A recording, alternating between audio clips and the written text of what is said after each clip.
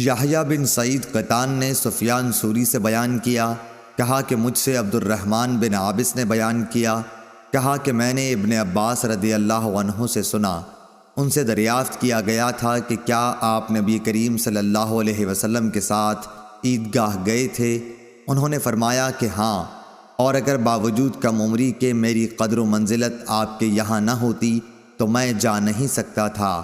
آپ اس نشان پر آئے جو کثیر بن سلط کے گھر کے قریب ہے، آپ نے وہاں نماز پڑھائی، پھر خطبہ سنایا، اس کے بعد عورتوں کی طرف آئے، آپ کے ساتھ بلال رضی اللہ عنہ بھی تھے۔